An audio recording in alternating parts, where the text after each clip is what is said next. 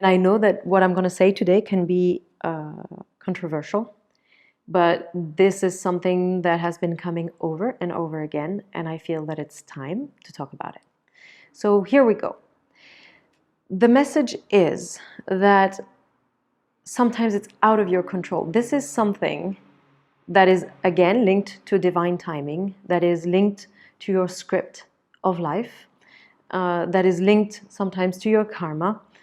And it could be that it's not meant to be in this life. The reason why they say it's important to talk about it, it's because they feel that you are afflicting a lot of pain onto yourself. The desire to have a child can also become obsessive, which creates a lot of harm, stress, distress, and you're missing your life. They're saying that you are not living anything fully because that desire to have a child is taking energetically too much space. So let's say if you could have fun in life and enjoy something, well, you're only living it at, let's say, 30% of how this is how much you enjoy it, because you have 70% here that is taken with this desire to have a child.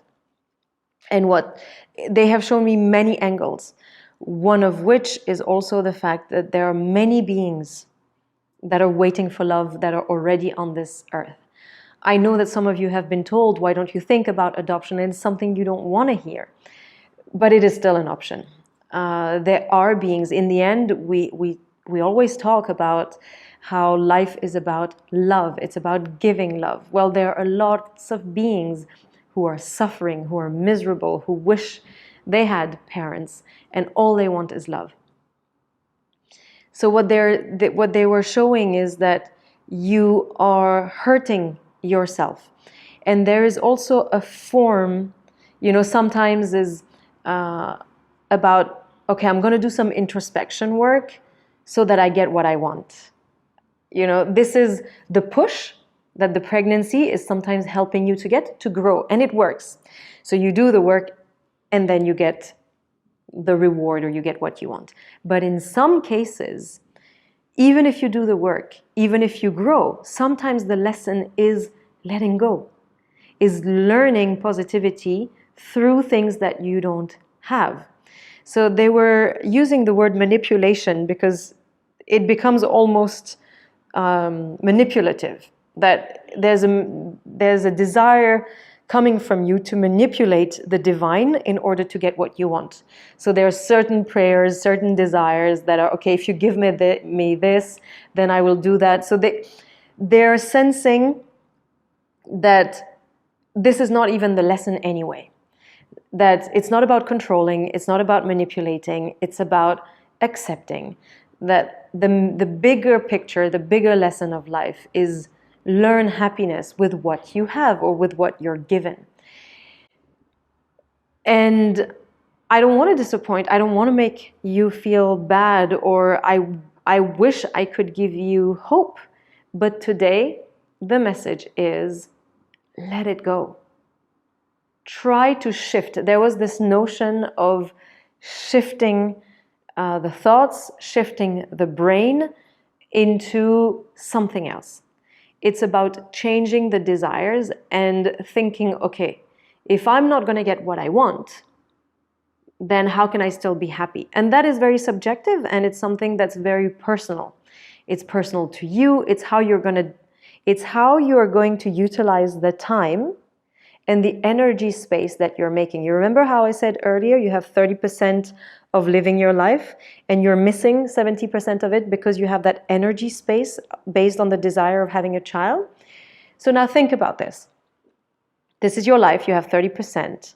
And now you have time and energy space, you have 70%.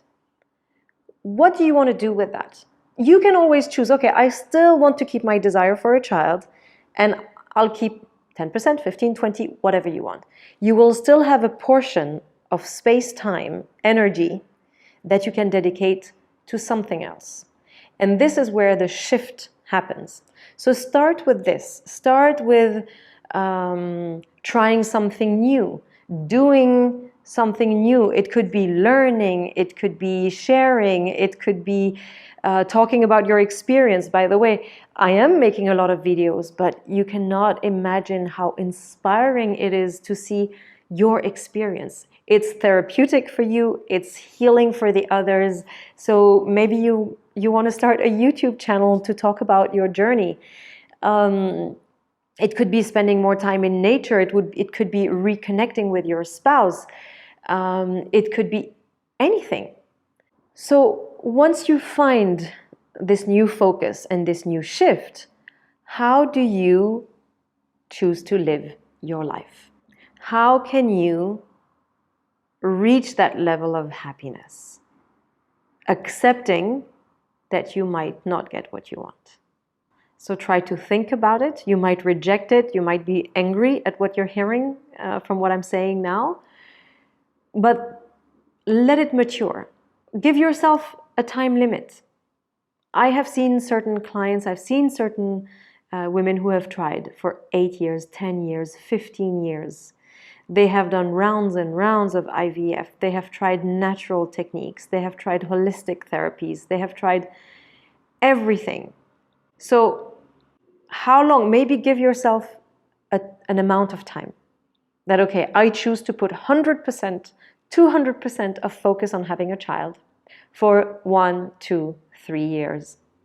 And then I stop. But I do think that it's about stopping the harm that you're giving to yourself without even realizing it. And that's also important, is that sometimes it is about changing your desires. It's about adapting, letting go, having a certain detachments with what you think is good for you. What are your desires? So I wish you all the best. I hope that this will help many of you who are struggling, who are suffering, who feel very lonely on their journey, who feel that they're not blessed and that it's not fair, and that why does it happen to the others, who feel the self-blame, the self-pity. I would encourage you to think otherwise. Shift your thoughts and help yourself.